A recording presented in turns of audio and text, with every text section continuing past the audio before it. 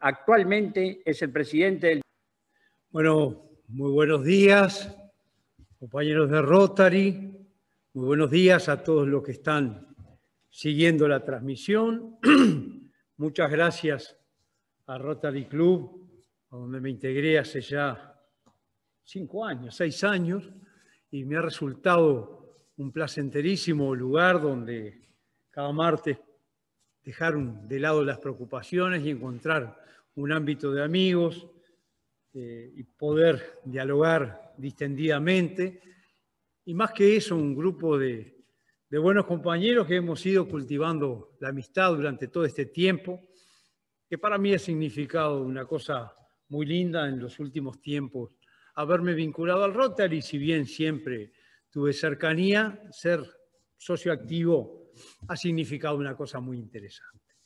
Les agradezco la invitación a hablar en esta oportunidad sobre un tema tan importante como es el accionar de los partidos políticos. Nuestro compañero Nelson refería recién a una frase de Ortega y Gasset, que es una gran frase. Los norteamericanos suelen decir que la política es demasiado importante para dejarla en manos de los políticos solamente. Creo que en ese sentido una conciencia de la pertenencia ciudadana y que la política se elabora entre ciudadanos que la van haciendo cotidianamente. No tiene que ser, no debe ser y no lo es una actividad donde quienes dedican su vida a la actividad política en forma profesional sean los elementos preferentes, sino que sean unos más, si es que son elegidos por su gente, para representarlos como, bueno, en la democracia parlamentaria moderna, ya que no vivimos como vivíamos en la Grecia antigua, la posibilidad de tener una democracia directa, bueno, ahora se hace a través de distintos elementos. Si bien, naturalmente, esto ha significado también una forma de entender la política en los últimos tiempos. Hoy hay avances tecnológicos que han traído cambios y que van a seguir trayendo cambios importantes, donde seguramente habrá más accionar de los ciudadanos en lo cotidiano. No más, apenas hace una semana, cuando se despedían dos importantes actores políticos del Parlamento, el senador Mujica y el senador Sanguinetti, el doctor Julio María Sanguinetti, secretario general del Partido Colorado, decía algo muy importante acerca de la importancia de los partidos políticos. Decía que hoy cualquier ciudadano puede abrir una cuenta en redes y ser un protagonista directo, y que eso hace a la posibilidad de poder participar más directamente. Más allá de eso, tenemos que reafirmar el rol de los partidos políticos como intermediarios entre la ciudadanía y los gobiernos, y bueno, a eso apostamos y hemos dedicado una parte importante de nuestra vida a algunos de los actores políticos que nos dedicamos a eso. Les reitero que para mí es un gran gusto. Y dando comienzo al tema de fondo que hoy me ha tocado hablarles, creo que debemos resaltar la importancia de los partidos políticos en el Uruguay. La importancia de los partidos políticos en el Uruguay obviamente es la trascendente, donde todos conocemos que hay dos grandes partidos históricos que fueron creados en 1836 como bandos antagónicos, que tenían sus raíces anteriores en el período artiguista, creados por lugartenientes de José Gervasio Artigas, ambos bandos, y que han tratado de representar a la ciudadanía a lo largo de esa historia, y creo que lo han hecho con un muy buen éxito, gobernando muchas veces enfrentados, gobernando muchas veces enfrentándose aún en guerras civiles, pero con una impronta muy particular y que tiene que ver con algo que voy a tratar de referirlo a lo largo de la charla, que esos enfrentamientos siempre se realizaron con una particular lealtad, incluso cuando fueron a las armas, a revoluciones, lo hacían de frente, lo hacían mirándose a los ojos, lo hacían en convicciones, cada cual tratando de defender el sentimiento de defensa de la libertad, del republicanismo, y lo hacían de la mejor manera aún en tiempos de guerra. Otras veces fueron tiempos de enfrentamientos cívicos, como los son hoy, y muchas veces fueron de entendimientos patrióticos, como también lo son hoy, que vale la pena resaltar la importancia que tiene para un país el entendimiento entre los distintos partidos. Esos son los partidos históricos de nuestro país. Han habido además a lo largo de la historia otros partidos, el Partido Constitucional, el Partido Liberal, el Partido Radical, en el siglo no pasado, antepasado, en el siglo XIX,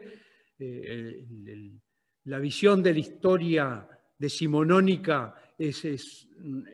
rica en el sentido de poder mirar todos los esfuerzos que se hicieron, pero permitieron reforzar dos grandes partidos históricos que son los que han venido siendo los buques insignias de los partidos del Uruguay. Esa realidad sucede hasta el año 1971, donde emerge una coalición, un nuevo partido, que es el Frente Amplio, vota primero como Partido Demócrata Cristiano, ya que no podían votar juntos quienes no tenían un lema permanente, y ese es el lema que habían elegido, como lo habían hecho en el año 62 el Frente Izquierda de Liberación, como lo había hecho con el Partido Socialista, la Unión Popular, en una fusión de algunos escindidos blancos con algunos socialistas, convergen todos en un gran frente de izquierda que, bueno, ya va a cumplir en unos pocos meses 50 años de vida formal. Si bien hay algunos antecedentes, va a cumplir 50 años, o sea que es un partido tradicional más en el Uruguay. Cuando conversábamos sobre el tema de la charla, a mí me parecía que hablar de la historia reciente era importante, ya que ha sido uno de los temas que ha estado arriba de la mesa y que tiene que ver, y con el mayor de los respetos por todos los protagonistas, con lo que ha pasado con el relato histórico en el Uruguay de los últimos tiempos. El Uruguay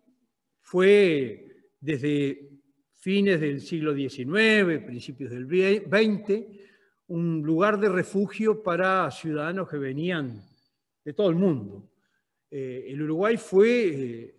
como decía, como muchas veces se dice, nosotros descendemos de los barcos, porque descendían en los puertos quienes venían acá y encontraban cobijo y un lugar donde poder criar una familia, donde poder criar a los hijos, donde cosechar libremente, poner una industria, tener un trabajo. Y esa fue una patria de recogimiento de tantos extranjeros que no encontraban su lugar en el viejo continente, en otros lugares, una sociedad abierta donde la democracia era un valor importante, donde la construcción del estado de bienestar de derecho fue una labor conjunta de no solo los dos partidos históricos,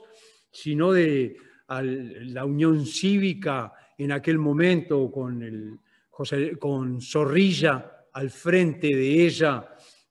durante el siglo XX, con la presencia de un socialismo muy particular de Emilio Frugoni, que nos había alertado a todos acerca de los peligros del totalitarismo cuando fue embajador en la URSS en tiempos dramáticos del Uruguay, nos había alertado a través de sus libros, a través de su semanario El Sol. Ese socialismo democrático, esa socialdemocracia, también contribuyó a reforzar ese sentimiento que teníamos todos los uruguayos de qué es lo que podíamos construir entre todos Y el Uruguay en la década del 50, del 60, tenía indicadores de vida similares y aún superiores a muchos de los países europeos. El índice de desarrollo humano era muy importante, muy valioso para todos los que lo sentíamos así, y poco a poco, sin que nos diéramos cuenta, eso se fue deteriorando, fuimos perdiendo la dimensión de qué es lo que estaba pasando en el Uruguay, y a mí me gusta recordar algunos hechos históricos particulares que marcan el comienzo de tiempos diferentes en el Uruguay, no mejores, por cierto, que creo que los tenemos que centrar en el año 62, a fines del año 62, principios del año 63, cuando un nuevo gobierno del Partido Nacional, que ya había ganado en el año 58, se instala allí. Era la época de la Constitución del 51, que comenzó a regir en el 52, del colegiado. Ese colegiado estaba compuesto por 6 ciudadanos del Partido Nacional y 3 del Partido Colorado, en su versión ejecutiva, y en los ministerios participaba en forma destacada como principal referente Wilson Ferreira Aldunate. No lo refiero como un acto de camiseterismo, sino como algo que quiero contar a raíz de lo que es hoy la historia reciente y las cosas sobre las que nos hablan, que muchas veces los jóvenes necesitan, creo que podemos intentar ayudar a los jóvenes a reflexionar sobre algunas cosas. Hoy a nosotros nos dicen muchas veces, nos hablan maravillas de Wilson Ferreira Aldunate y de lo que era su plan y tantas otras cosas. Algunos de los que nos hablan de la importancia de Wilson Ferreira Aldunate fueron los que se alzaron en armas contra esa sociedad que tenía indicadores europeos, contra esa sociedad que tenía como principal gobernante a Wilson Ferreira Aldunate en el Ministerio de Ganadería, pero además al frente de un esfuerzo mancomunado por gente de todos los partidos políticos, donde destacaban importantes economistas del Partido Colorado, como Forteza, que luego fueron de izquierda, como el senador Danilo Astori, en lo que era la Comisión Interministerial de Desarrollo Económico, que fue el primer gran diagnóstico que tuvo el Uruguay a lo largo de su historia, y hasta ahora no ha sido renovado ese proyecto de esa comisión, no se ha actualizado, ha sido lo más importante que ha habido, donde todos los partidos políticos trataban de mirar qué era el Uruguay,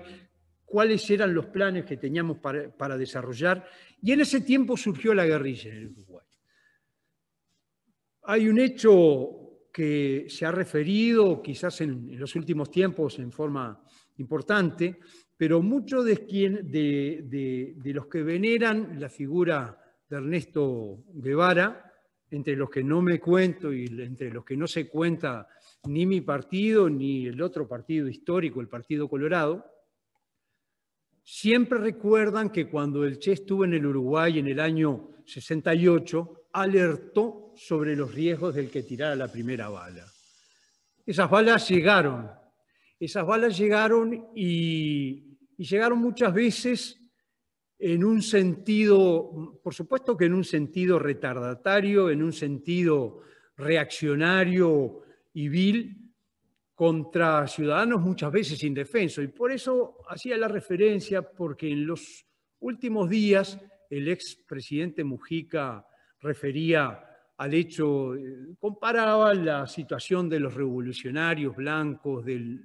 1897 y 1904, en revoluciones que se hacían financiadas por los propios revolucionarios, no robando bancos, en revoluciones que se hacían con gente que estaba convencida que estaba luchando por la libertad, por el voto secreto, por la representación proporcional, y que se hacían con bandos que eran bandos que se enfrentaban mirándose a la cara, como les decía al principio, no se hacían matando inocentes por la espalda, ni de otras maneras. O sea que creo que vale la pena resaltar esos temas porque es parte de lo que se ha vendido en este nuevo relato de los últimos tiempos. Ese relato también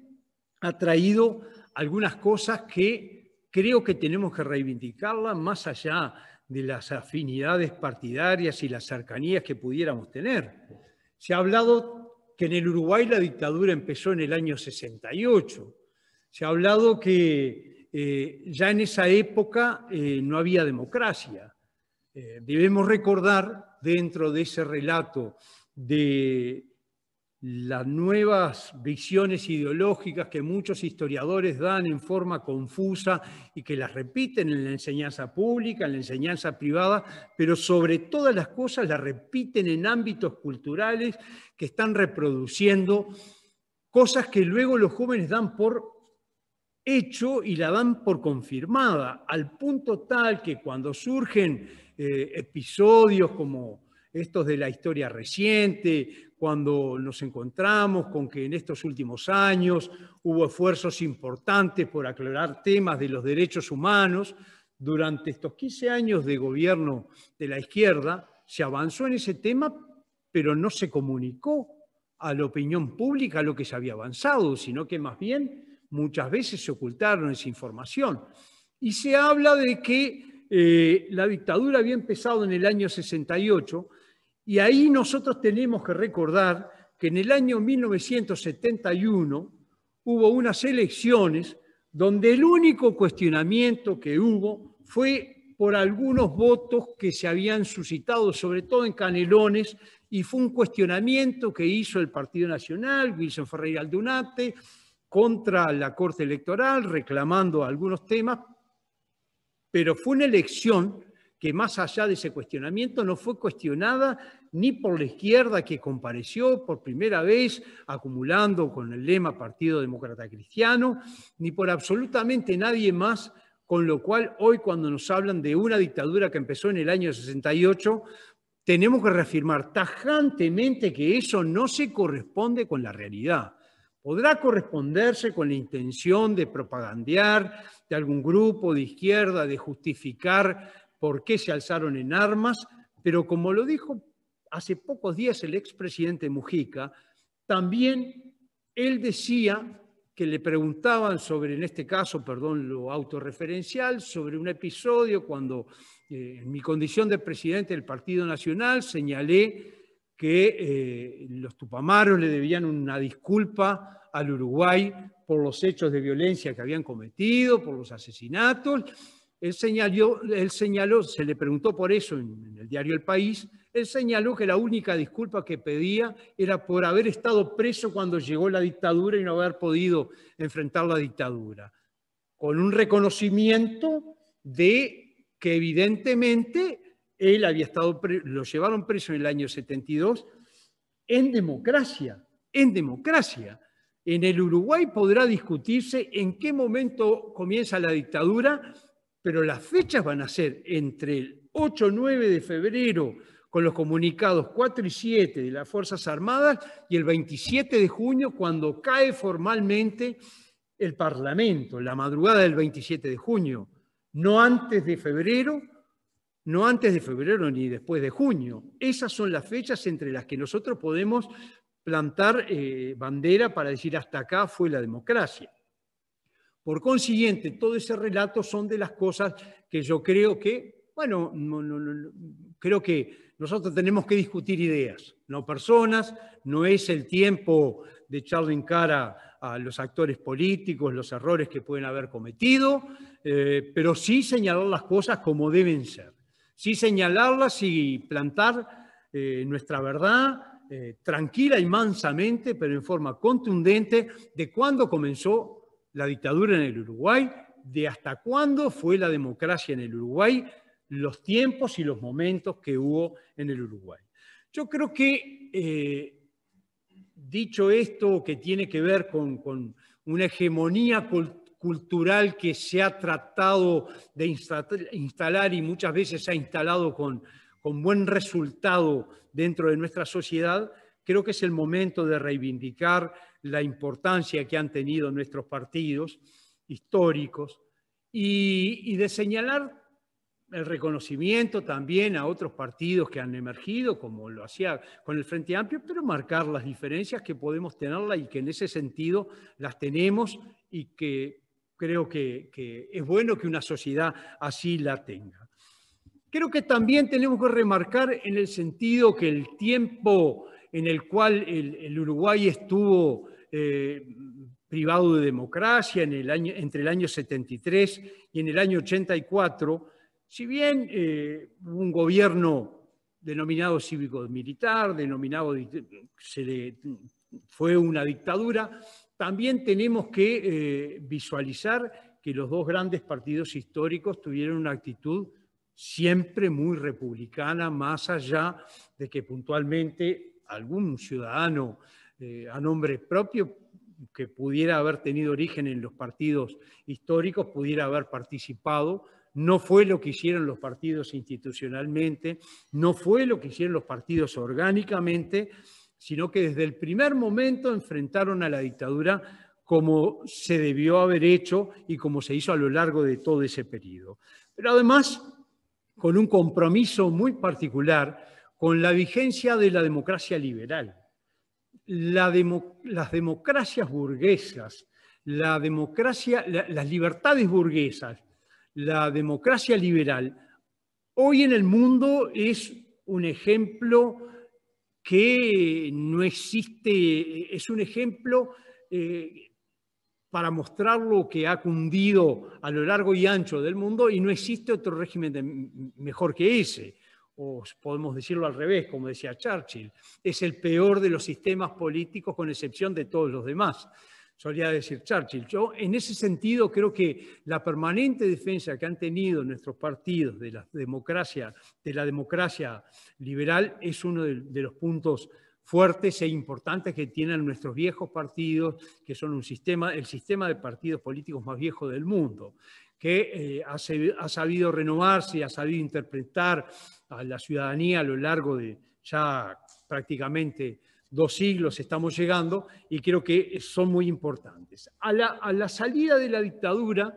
en el comienzo de la recuperación democrática, hay un plebiscito en el año 80 donde firmemente los dos partidos políticos se plantan por un no, porque plantean que no es a través de una constitución tutelar de la ciudadanía donde los militares van a tener la conducción parcial durante un tiempo, no es a través de ese mecanismo que se debe hacer. Muy distinto es el resultado que, por ejemplo, hubo en Chile, que ha estado hoy mucho más visualizado porque precisamente el último domingo se ha puesto en marcha un mecanismo para derogar una constitución con una vieja raíz del gobierno pinochetista. Nosotros en aquel momento de entrada y con todo el aparato del Estado al servicio del sí a ese proyecto de reforma constitucional, el Uruguay dice que no. El Uruguay dice que no y comienza un proceso de apertura donde hay un diálogo entre los partidos políticos, donde no hay acuerdo entre esos partidos políticos, donde se cuestionan las autoridades de los partidos políticos, y para clarificar el panorama, en el año 82 se va a un proceso de elecciones internas para elegir las autoridades de los partidos políticos, que son las que van a dialogar con el gobierno militar en ese momento, con el gobierno cívico-militar. En el año 82 hay un triunfo contundente de los sectores opositores en ese momento, en el Partido Colorado, básicamente el fascismo radical, Unidad y Reforma, de donde derivan después las listas 85, 15, y que estaba liderado en aquel momento por el doctor Julio María Sanguinetti, por el doctor Jorge Valle Ibáñez, a quien debemos siempre un reconocido un homenaje y reconocerlo en su talante de hombre liberal y en su talante republicano y en que dio la batalla en todos los ámbitos, siempre, en todo momento. El doctor Sanguinetti, el doctor Julio María Sanguinetti, el doctor Enrique Tarigo, el doctor Jorge Valle, representando al fascismo radical, Amílcar Vasconcelos, Raúl Marjude, en fin, una serie de gobernantes, de políticos destacados con importancia notoria en la historia reciente del Uruguay. Del otro lado, en el Partido Nacional, participaban y dirigían la campaña un vecino de esta casa, el doctor Juan Pibel Devoto, destacado intelectual, historiador, importante, profesor de historia, y un hombre de una dignidad cívica impresionante, que el Uruguay también le ha reconocido sus méritos y que siempre hay que estarlo homenajeando por su importancia. El doctor Juan Pibel Devoto representaba a un sector del Partido Nacional que compareció en aquel momento con los movimientos por la patria, Movimiento Nacional de Rocha y importantes sectores del herrerismo, Consejo Nacional Herrerista, fundamentalmente Herrerismo Unido, y que representaba a la figura de Wilson Ferreira Aldunate, exiliado en aquel momento, Carlos Julio Pereira, el doctor Lacalle Herrera, el escribano Dardo Ortiz, figuras señeras de nuestro partido que tuvieron una destacada importancia en ese momento. Esas autoridades conversan luego con los militares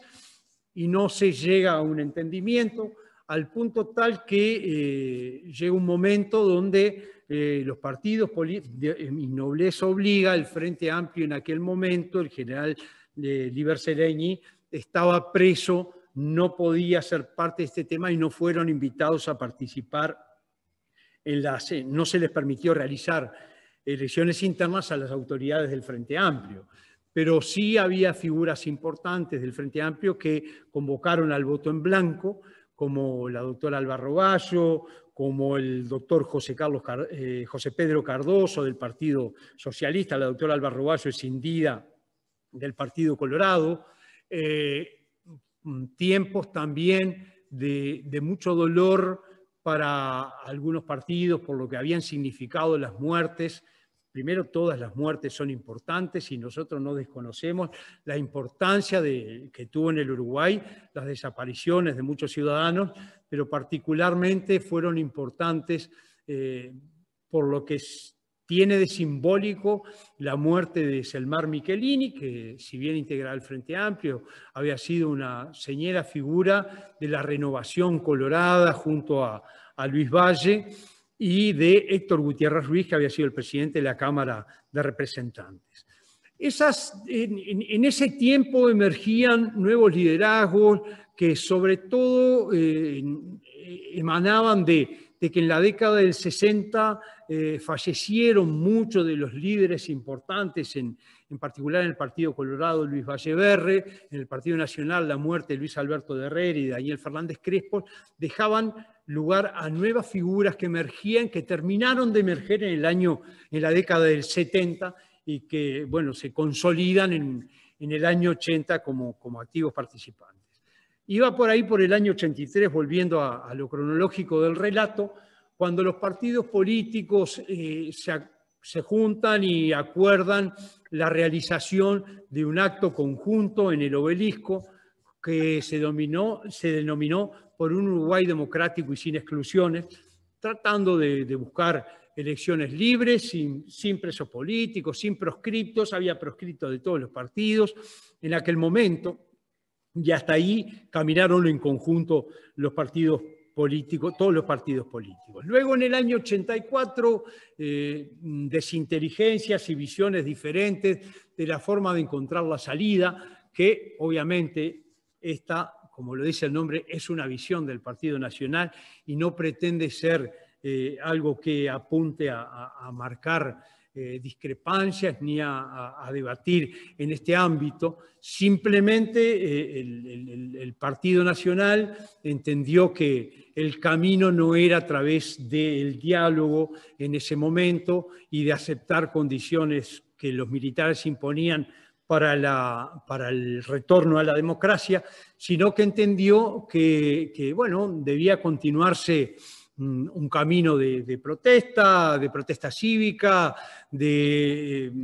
presencia ciudadana en la calle, con movilizaciones, y bueno, eso no fue compartido en términos generales por todos los partidos, y hubo otros partidos que decidieron ir al diálogo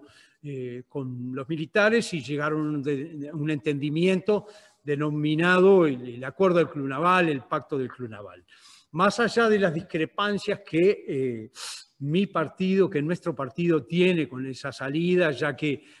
bueno, en aquel momento Wilson Ferreira Aldunate, que regresaba del exilio, estaba preso, más allá de esas discrepancias, también tenemos que plantear que entendemos que todos lo hicieron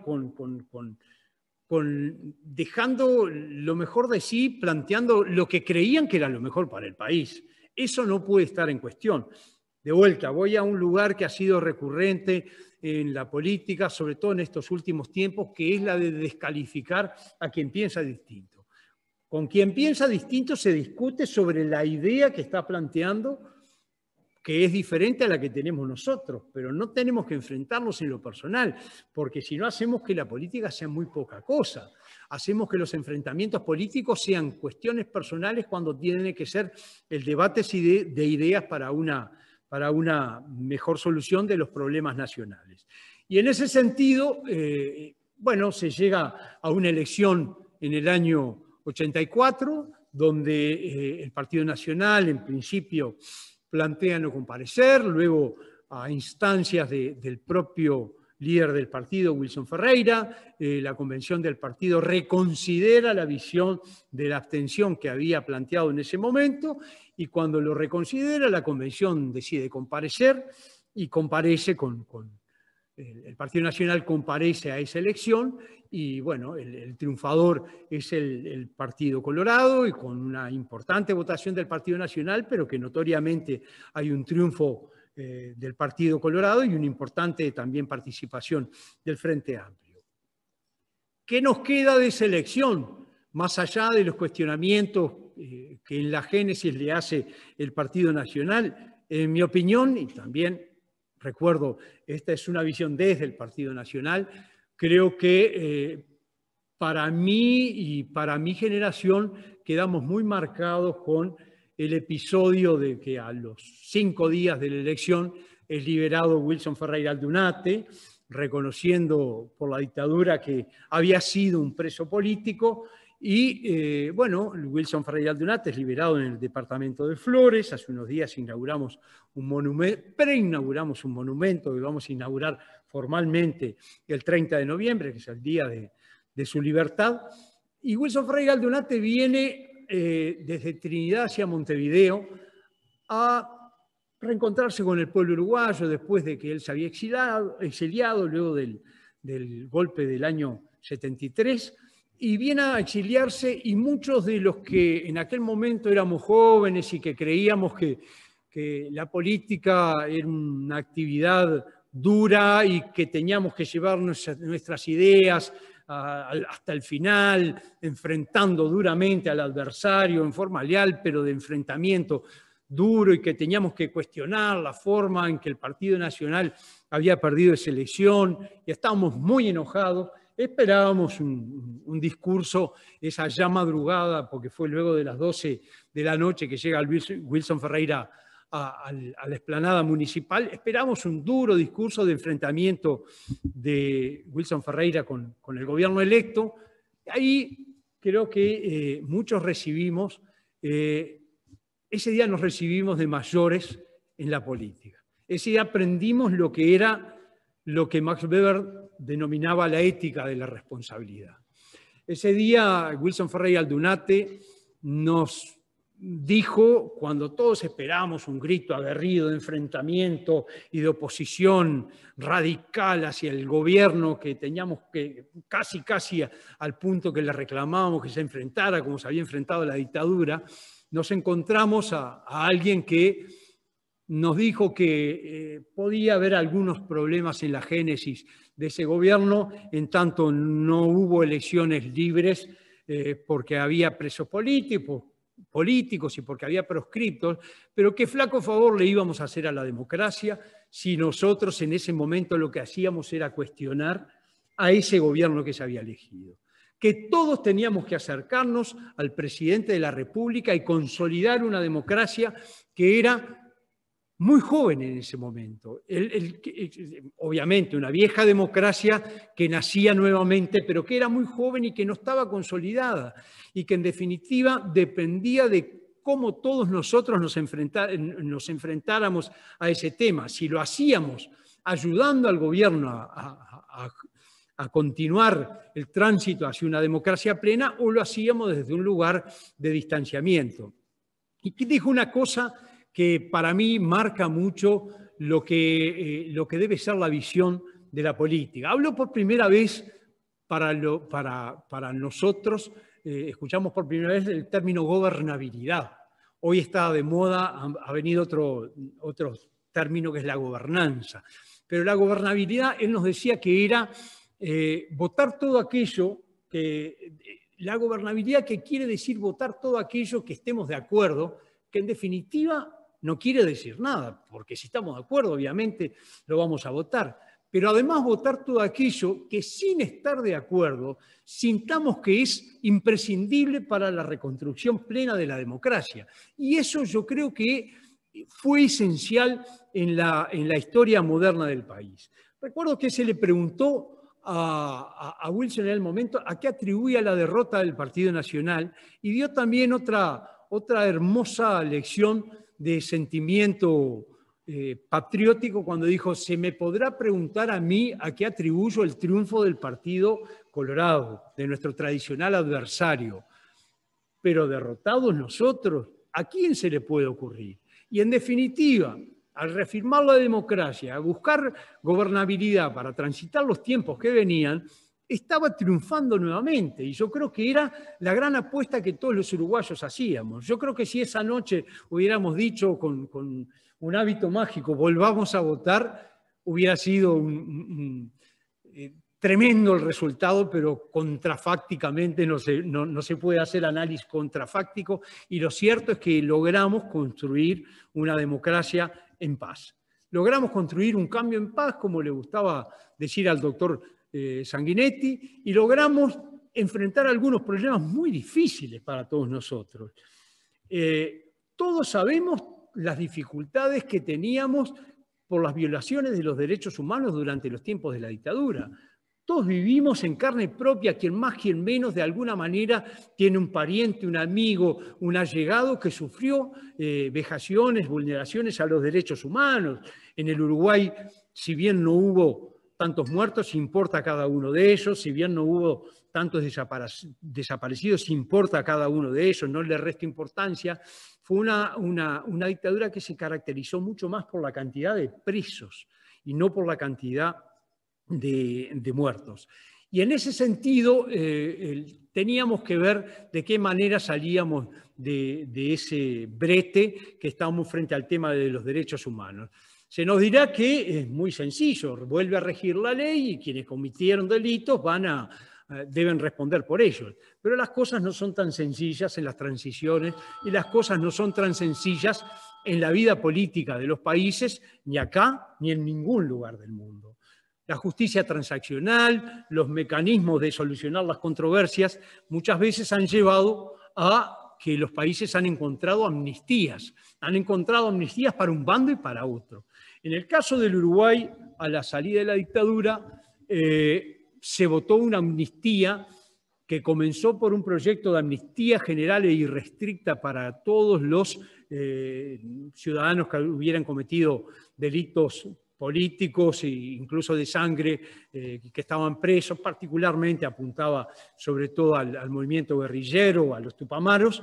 Se comenzó por ese lado y luego se llegó a un mecanismo intermedio donde se dejaban afuera algunos delitos de sangre, se computaba un 3x1, no recuerdo con la precisión, y en aquel momento recuerdo haber escuchado al escribano Dardo Ortiz decirnos que las soluciones que se debían dar a esos temas debían ir de la mano de reconciliar y que para eso las amnistías tenían que ir en un sentido y en otro. Quiero recordarles a todos quienes nos están escuchando, de forma presencial o por Zoom, quiero recomendarles particularmente un libro que escribió don Alcira Raineri y don Juan Pibel Devoto, que se llama La amnistía en la tradición nacional, que es un instrumento fantástico para mirar el Uruguay en perspectiva y el Uruguay en reconciliaciones nacionales, y analiza desde la época artiguista lo que ha sido la tradición en el Uruguay. El Uruguay no transitó ese camino. El Uruguay no transitó el camino, votó una amnistía para los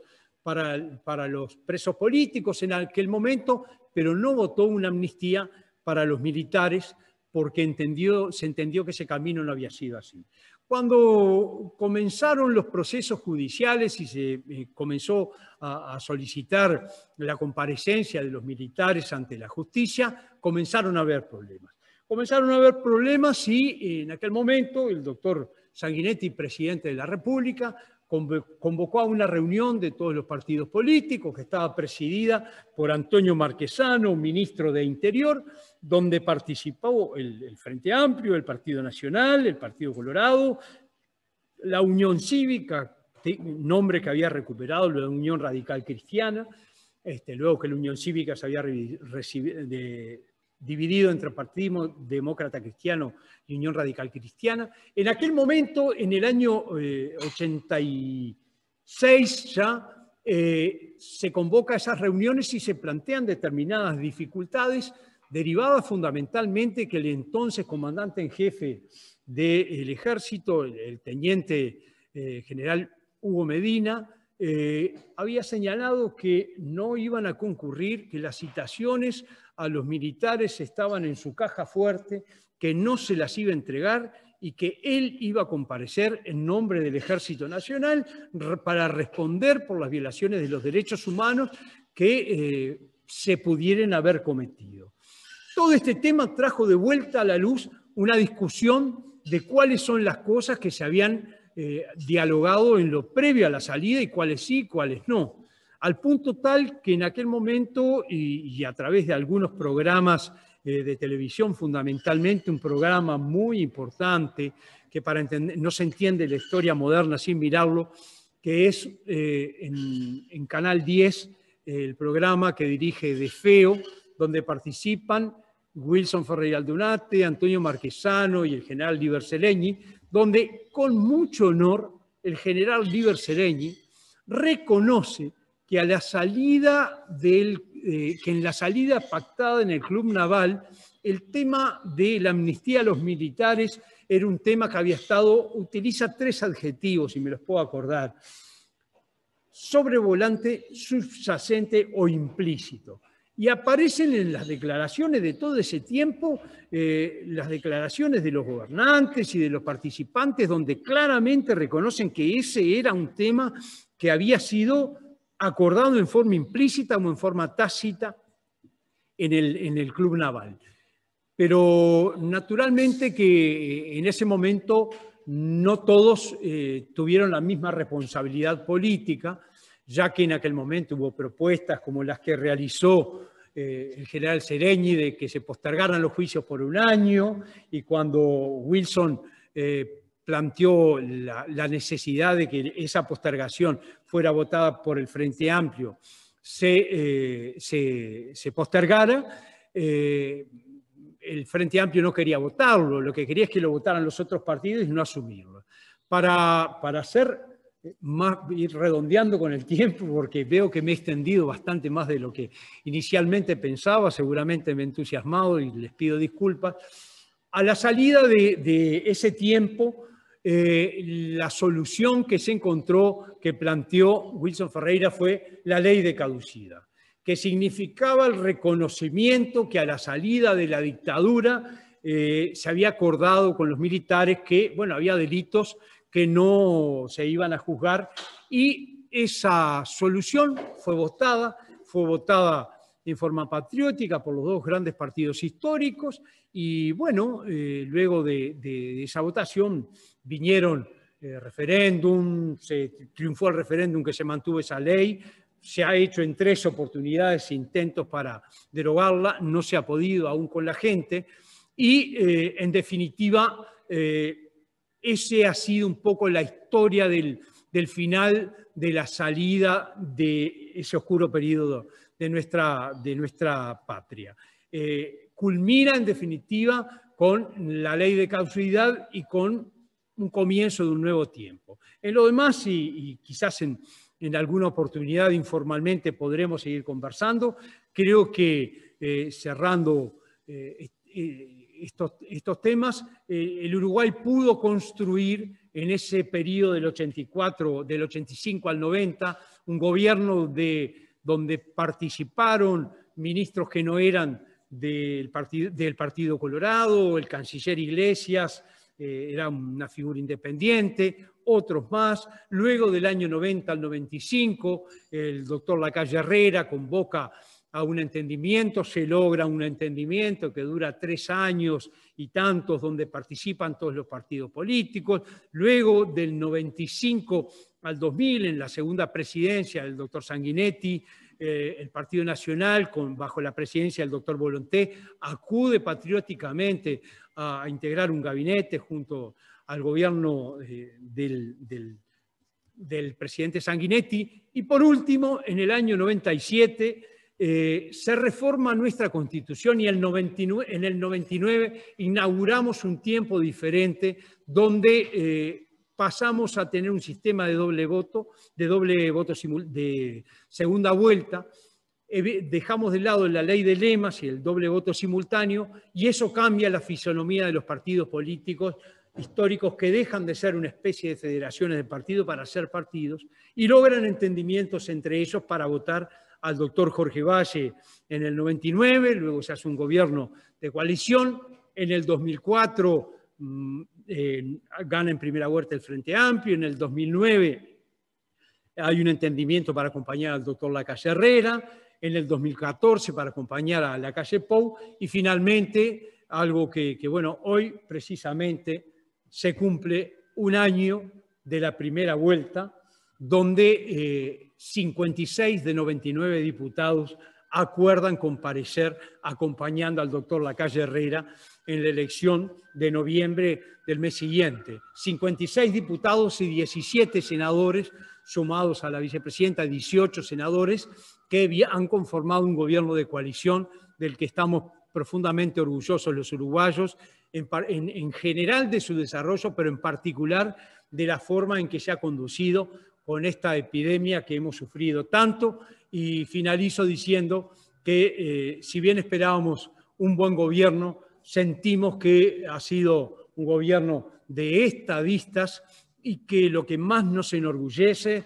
es la forma que hemos logrado un diálogo entre ciencia y política, que ha sido lo más importante que nos ha permitido a nosotros generar un posicionamiento que el mundo entero nos mira para mostrarles de qué manera los uruguayos somos capaces de generar lo mejor de nosotros mismos en momentos difíciles.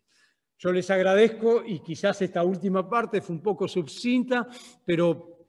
quizás me playé un poco más en la primera parte. Para mí ha sido un gran gusto, y bueno, más allá de las preferencias, he tratado de ser objetivo. Muchas gracias.